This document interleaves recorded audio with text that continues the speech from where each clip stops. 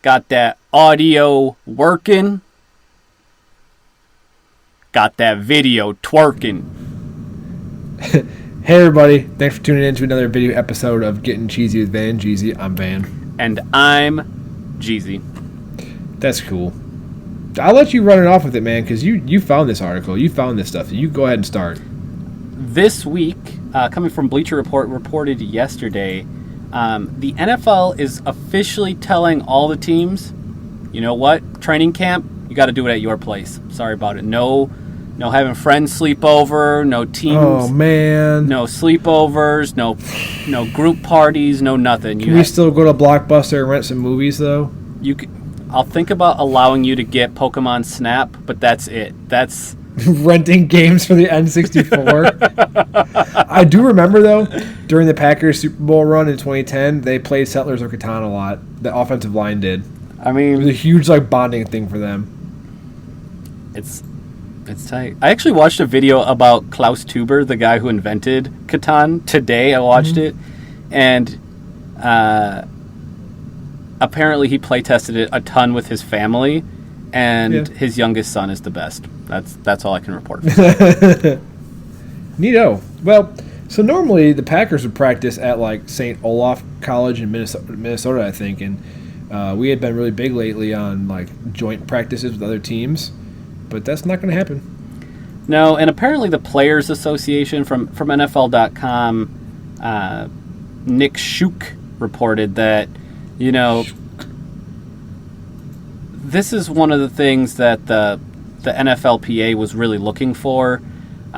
They wanted this to be divided, and there's a silver lining, at least that I've heard, related to this having teams separate, which is it gives the opportunity for a limited number of fans to be able to attend when it's just a single team. So we'll keep an eye out on that. I'd be interested to see how these things roll out. And I mean, training camp is not supposed to happen until July. So we've got, July is just around the corner now, but God, it is. Everything. So what I know too about this from reading,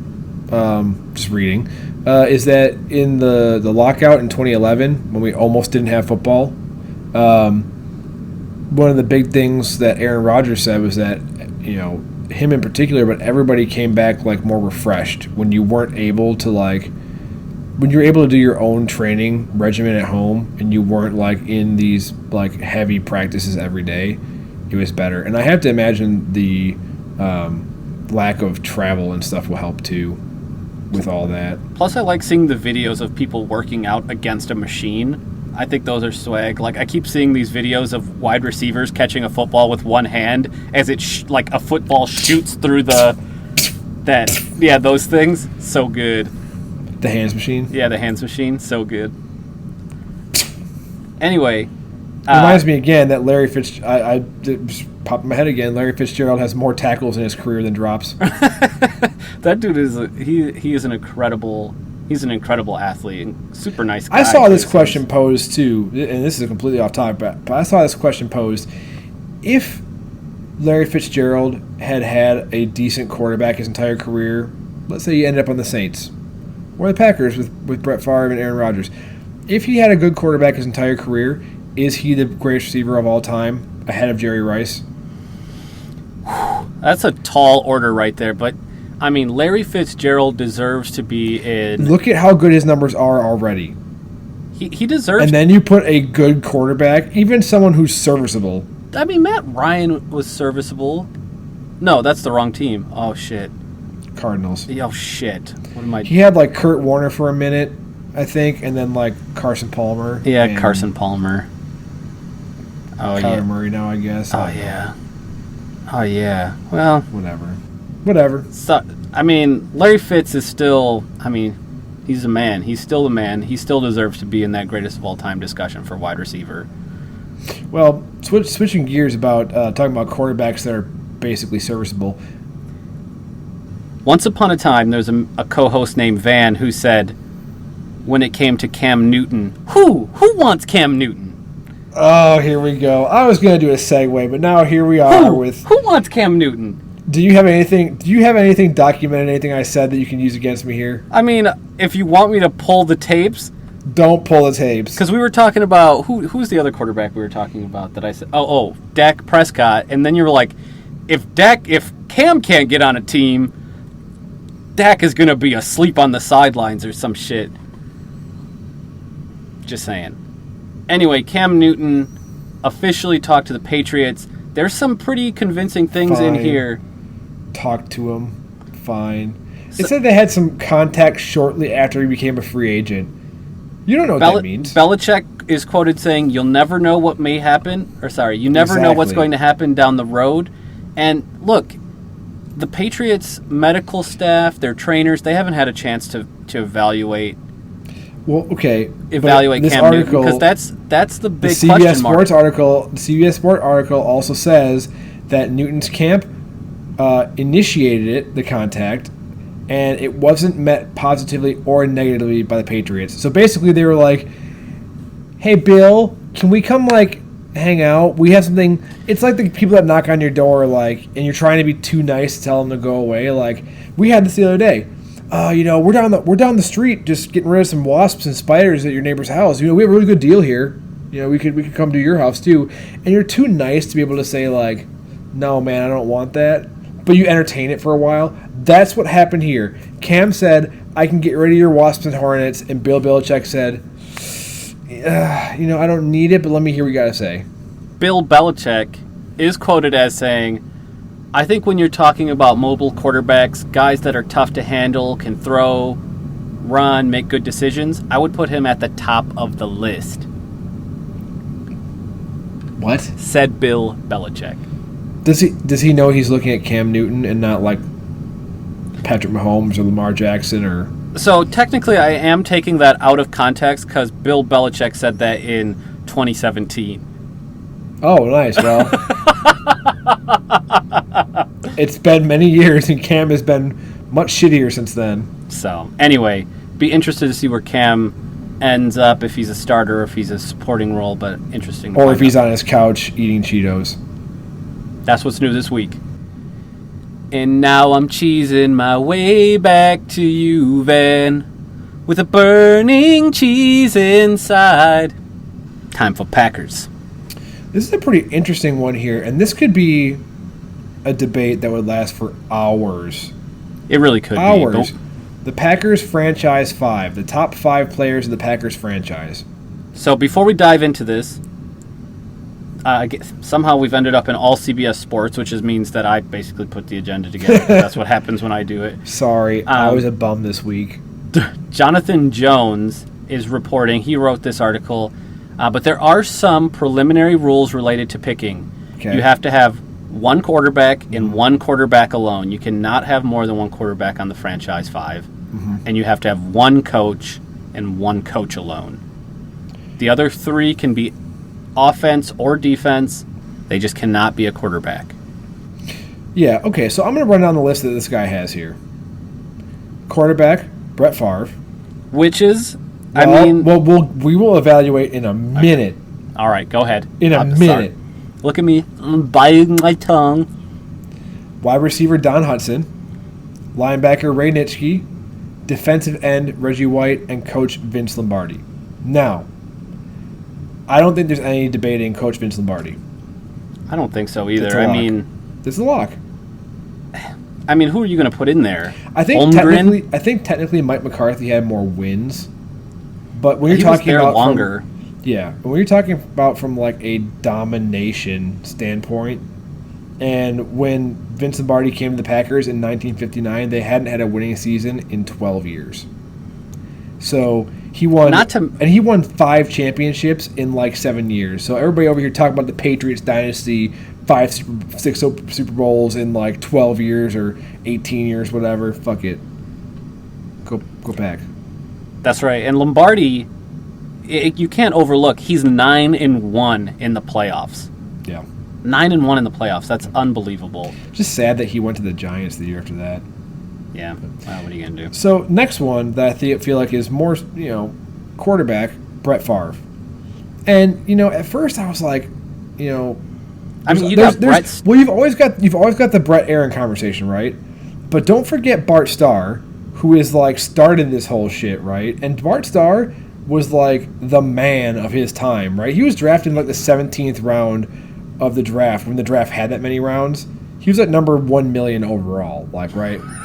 Not good. But so I thought to myself, like, how are you gonna have Brett Favre on like your Mount Rushmore? I mean, how are you not gonna have Bart Starr on your Mount Rushmore of Green Bay? And this guy makes a good point. Brett Favre has every quarterback record the Packers have, except for, listen to this one. Starr, this is a quote. Starr is a legend with his 5 NFL championships and an MVP. Yes. Favre got 3 MVPs, 1 Super Bowl, 2 appearances. But again, it's an embarrassment of riches, honestly. But Favre also was because Bart Starr was part of, again, turning the franchise around. Brett Favre turned the franchise around as well. We were trash, you know. Anyways, now we've got the 3 in the middle that are more subjective, right? Don Hudson, Ray Nitschke, and Reggie White. Now, I will say this. My biggest hang-up on this one is Reggie White. Are you serious? Let me... Reggie White's name is in the Ring of Honor in Green Bay. To me, it's not 100%, I don't want to say deserved, but it was a knee-jerk thing.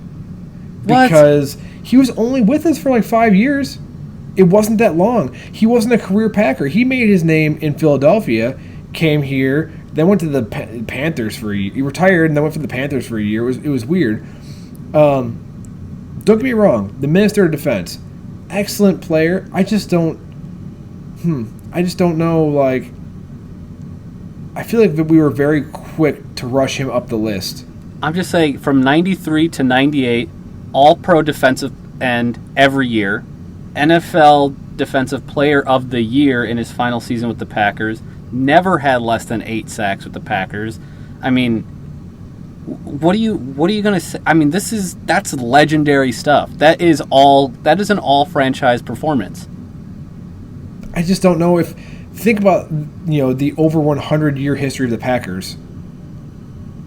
I mean, and then you get Ray Nitschke in here. That's the guy who comes to mind when I'm thinking, like, okay, who is the defensive powerhouse who really was a staple of this franchise? You get Ray Nitschke in there. He's been selected to, like, all-pro teams, like all-time teams. Yeah, I mean, he was on the league's, it says here, the 75th anniversary all-time team. Yeah. He's there. And Don Hudson, I thought this was interesting. They talk a little bit about how, he didn't play in the modern era but still makes this list, which is, like, it's hard to say. Don Hudson would have fucked up the league currently. Like, Don Hudson, if you had... Now, granted, he wasn't like, people were physically different back then. People now are like beasts. And you had just like roly-polies playing offensive line back in the day. Just fat guys. Put a fat guy there, you can't push him. And now people are strong as shit, fast as shit. Don Hudson led the NFL in receiving touchdowns 9 times in his career. It's absurd. 3 NFL championships. Never left the Packers. He was truly dominant in a league that wasn't pass heavy to begin with. He made passing the ball more popular. Don Hudson, I agree. Don Hudson, I totally agree with on this list. I mean, honestly, overall, I'm pleased with this list. I'm surprised that you've got that shade for. It's not Reggie shade. White. It's just. That's what it sounded like to me. Maybe it's like a little bit butthurt that he left for a year and then came back and went to the Panthers. You've got crazy ex significant other. I just feel like with Reggie White. I feel like we rushed into putting his name on the Ring of Honor and all that stuff, and but then I think back, and sometimes I'll go back and watch Super Bowl 31 highlights, specifically Reggie White's 3 sacks, when he just is a beast of a human being and just one arm through a dude. It's wild. This is a good list. I think maybe in the future we challenge ourselves to make an all-time Packers team. I think that sounds right. We should put do that Put that on the fudging list. Let me get... It's on the list. All y'all out there on the internet, let me know what you guys think about this list. I think we're kind of loving it, though. I would have to take time to think about the 3 in the middle. This is the gossip section again, where we just talk about weird shit that happened in the NFL. And the weird part about this one is that Cheezy did not know that Gronk was in the WWE. Who knows? How did you not know he was a wrestler? I didn't know that was a thing I was supposed to know. Yeah, he literally won WrestleMania. He won it. I mean, what is this, 1995? I just don't know that much. I don't follow WrestleMania like I should. Is that? I mean, I hope I'm not going to lose the few fans that we have by saying that. And I mean, I can already hear the insults coming just in. Like but people just logging off.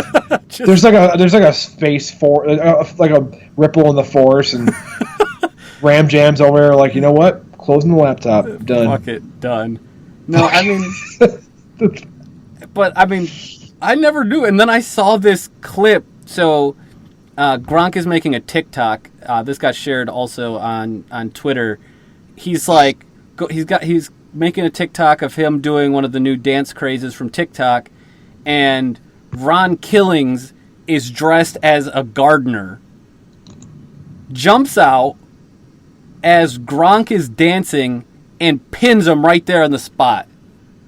Well, that's the thing, right? The thing about, being the champion of WrestleMania is that you have to defend the title anywhere, anytime. I mean, that is the rule, and that was the one thing when people said like Gronk's going to come back and play. People were like, "Well, he's not going to be the WrestleMania champ anymore because someone's going to come and like just do something to him while he's at practice or something." Which this is what happened. Apparently, he goes by Ron Killings on Twitter, but his wrestling name is R-Truth. R-Truth snuck up on him after being dressed as a gardener, landscaper kind of person. And he gets him. Just struck.